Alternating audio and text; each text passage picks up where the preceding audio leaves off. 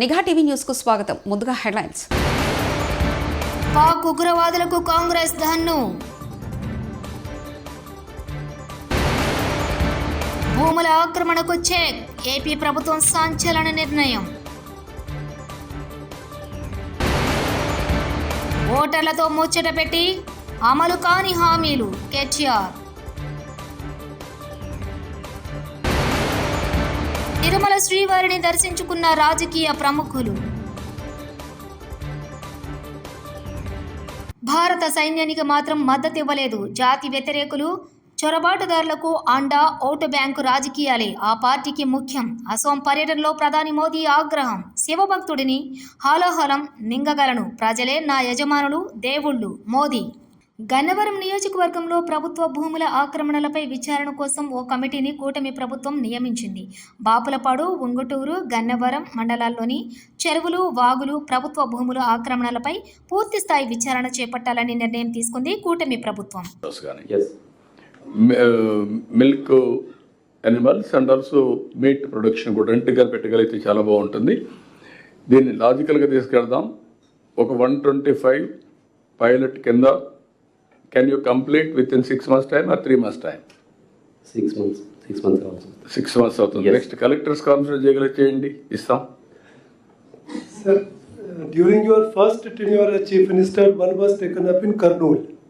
That's a very good integrated model what the Honorable Chief Minister is talking now. That is in Orvakal. Tadkanpalli, sir. Tadkanpalli village. ఓర్వకల్లే. Yes. Orvakal mandal, I remember. Yes, sir. అది చాలా బాగుంది sir. అదే model మనం replicate చేసుకుంటే we don't need to discover anything more. దాన్ని improved version తీసుకొని backward forward integration, milking అవన్నీ కంపెనీలు వస్తాయి, మీట్ కూడా ఫ్యాక్టరీస్ వస్తాయి. మీరు బ్యాక్వర్డ్ ఇంటిగ్రేషన్, ఫార్డర్ కూడా ఇంటిగ్రేట్ చేయగలిగితే it will go a long way. Machine milking, all these things దాంట్లో ఉన్నాయి సార్. ఫార్డర్ కూడా ఉంది, వెటనరీ ఉంది, వాటర్ ఫెసిలిటీ ఉంది, అన్నీ ఉన్నాయి. Okay. Well, that model, you take that model, every district you create 5, 25, 26 into 5, 130 will build. Tribal area lo.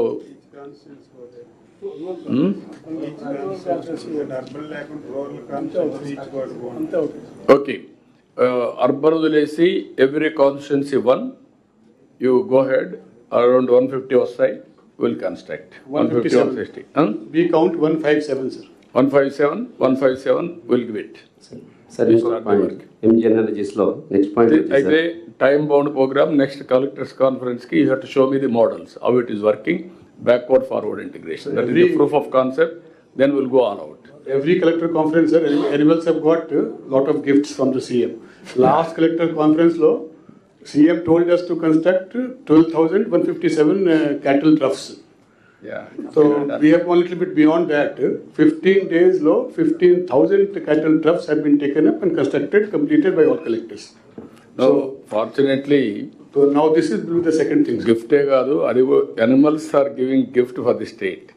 Highest per capita income మీరు చూస్తే ఈ ఇయర్ 1,77,000 కోట్లు, highest contribution from livestock.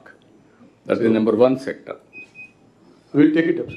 Okay. AP mega DSC 2025 final list విడుదల. Mega DSC 2025 తుది ఎంపిక జాబితా విడుదల. 16,347 teacher పోస్టులు భర్తీ ప్రక్రియ పూర్తి. జిల్లా విద్యాధికారి కలెక్టరేట్లలో డిఎస్సి తుది జాబితా. మెగా డిఎస్సి అధికారిక వెబ్సైట్లో డిఎస్సి తుది ఎంపిక జాబితా. ఏపీ మెగా డిఎస్సి 2025లో ఎంపికైన అభ్యర్థులకు అభినందనలు. లోకేష్ ఇప్పుడే రిలీజ్ చేయడం జరిగింది. దీనిలో 16,347 పోస్టులకు కాను మనం నోటిఫికేషన్ ఇవ్వటం జరిగింది. 10 మేనేజ్మెంట్స్ అంటే గవర్నమెంటు, జిల్లా పరిషత్తు, ఇలా రకరకాల మేనేజ్మెంట్సు, 6 డిపార్ట్మెంట్స్కి సంబంధించిన ఈ 16,347 పోస్టులకు గాను నోటిఫికేషన్ ఇచ్చి ఎంతో పారదర్శకంగా ఈ ప్రక్రియ మొత్తం కూడా ముగించినందుకు చాలా సంతోషంగా ఉంది. ముందుగా మరి ఇంత చక్కటి అవకాశం ఇచ్చినందుకు ముఖ్యమంత్రి గారికి అలాగే మంత్రివర్యులకు ఇద్దరికీ నా మనస్ఫూర్తిగా ధన్యవాదాలు తెలియజేస్తున్నాను. మరి ఎన్నడూ లేని విధంగా ఎంతో ప్రతి విషయంలో చాలా పారదర్శకంగా ఉంటూ డిపార్ట్మెంట్ మొత్తం ఇటు కింద స్థాయి డియూ ఆఫీస్ సిబ్బంది నుంచి పైన కమిషనరు, గవర్నమెంటల్ సెక్రటరియట్లో పనిచేసిన సిబ్బంది అందరినీ కూడా మనస్ఫూర్తిగా నేను అభినందిస్తున్నాను. ఎందుకంటే మనకి దాదాపు 100 పైన కేసులు కూడా దీని మీద పట్టడం జరిగింది. కానీ ప్రతిదాన్ని కూడా ఓపికగా మరి కోర్ట్స్కి తెలియపరుస్తూ ఎప్పటికప్పుడు ఎక్కడ ఆటంకం రాకుండా, ఎక్కడ కూడా విమర్శలకు తావు లేకుండా ఈ ప్రక్రియ పూర్తి చేసినందుకు సంతోషిస్తున్నాను. దీంట్లో పార్టిసిపేట్ చేసిన ప్రతి ఒక్కరిని కూడా మనస్ఫూర్తిగా అభినందిస్తున్నాను. ఈ ఎగ్జామ్కి సంబంధించి చూస్తే మొత్తం 5,77,675 అప్లికేషన్స్ మనకు రావటం జరిగింది. దాంట్లో క్యాండిడేట్స్ అంటే కొంతమంది మోర్ దెన్ 1 అప్లికేషన్ కూడా పెడతారు కాబట్టి 3,36,300 మనకి క్యాండిడేట్స్ ఉన్నారు.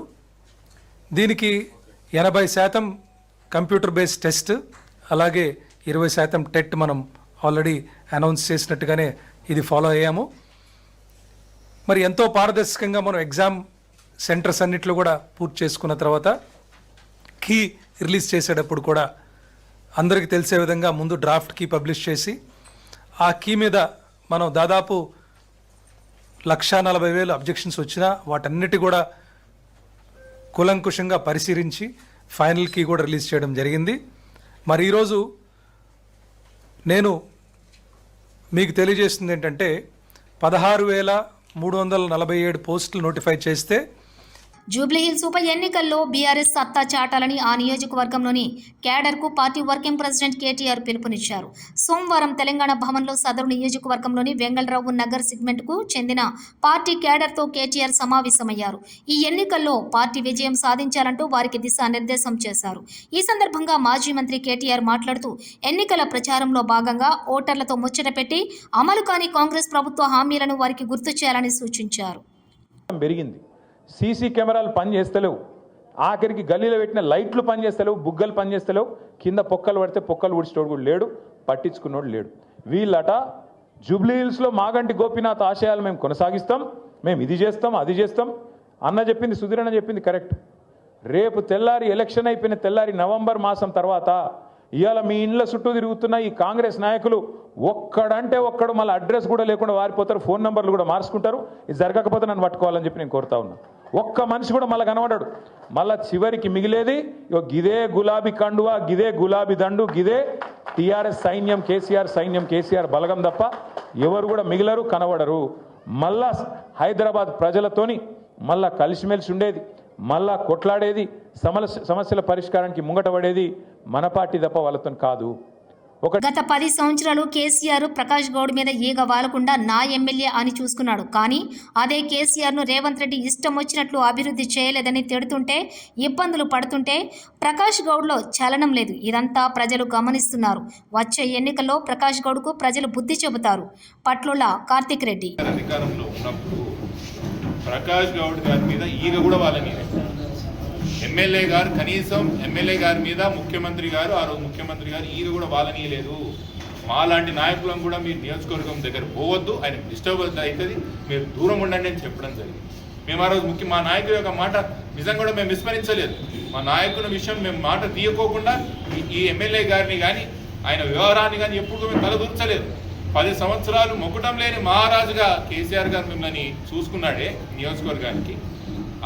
అదే ముఖ్యమంత్రి రేవంత్ రెడ్డి గారు గండిపేట యొక్క సభకు వచ్చి ఇష్టారాజ్యంగా మాట్లాడుతున్నప్పుడు, అభివృద్ధి చేస్తలేనన్నప్పుడు కనీసం మీకు చీవ కుట్టినట్టు లేదు. చూడండి, ఇది నాకు చాలా బాధిస్తుంది. ఇది ముమ్మాటికి మీ ఎంట కర్మఫలం ఎంట పడుతుంది. మీకు ఇంత మంచి చేసిన నాయకుడు ఆయనని ఇష్టం వచ్చినట్టు అటు ముఖ్యమంత్రి గారు మాట్లాడుతుంటే, ఎటువంటి అభివృద్ధి చేయలేదని ముఖ్యమంత్రి గారు చెప్తుంటే, ఈరోజు కాళేశ్వరం అని మిగతా అడ్డమైన కేసులని పెట్టి ఏదో విధంగా ఇబ్బంది పెట్టాలని చూస్తుంటే కనీసం చలనం లేదు. చూడండి ప్రకాష్ గౌడ్ గారు, ఇది ముమ్మాటికి ప్రజలు గమనిస్తున్నారు. మీకు రానున్న రోజుల్లో ఏ ఎన్నికల్లో ఎప్పుడు వచ్చినా కూడా ఎట్లా బుద్ధి చెప్పాలనే విషయం ప్రజలు ఖచ్చితంగా నిర్ణయం తీసుకున్నారు. బై ఎలక్షన్ మీరు ఈరోజు తప్పించుకోవచ్చు. మీరు ఈరోజు కాంగ్రెస్ పార్టీలో చేరి అబద్ధ పిటిషన్ వేసి అఫిడవిట్ వేసి మేము ఇంకా బీఆర్ఎస్లో ఉండమని ఒక బుగాయింపు మాటలు చెప్పొచ్చు. కానీ ఎన్ని రోజులు చెప్తారు ప్రజలకు తెలియదా? ప్రజలు మనందరికన్నా చాలా తెలివైన వాళ్ళు. ముమ్మాటికి ప్రజలు మీరు ఏ పార్టీలో ఉన్నారు, మీరు ఎప్పుడు పోయినరు, ఎందుకు పోయారు, ఏ అవసరాలకు పోయినారు అనే విషయం చాలా స్పష్టంగా తెలుసు. ఇవన్నీ కూడా ప్రజలు రానున్న రోజులు ముమ్మాటికి మీకు బుద్ధి చెప్తారు. ఇక నుంచి మీకు చెప్పిన విషయాలు ముఖ్యంగా మెట్రో విషయంలో మాత్రం మేము చాలా తిరుమల శ్రీవారిని పలువురు రాజకీయ ప్రముఖులు దర్శించుకున్నారు. వీఐపీ ప్రారంభ విరామ దర్శన సమయంలో ఎమ్మెల్యేలు మాధవిరెడ్డి, భూమా అఖిలప్రియ, ఎంపీ డీకే అరుణ, ఎంపీ రవిచంద్ర, గుజరాత్ ఎమ్మెల్యే రివాబా జడేజా స్వామివారి సేవలో పాల్గొన్నారు. టీటీడీ అధికారులు వారికి స్వాగతం పలికి దర్శన ఏర్పాట్లు చేశారు. వారు స్వామివారిని దర్శించుకుని మొక్కులు చెల్లించుకున్నారు. దర్శనం అనంతరం రంగనాయకుల మండపంలో పండితులు ఆశీర్వచనం చేసి స్వామివారి తీర్థ ప్రసాదాలను వారికి అందజేశారు.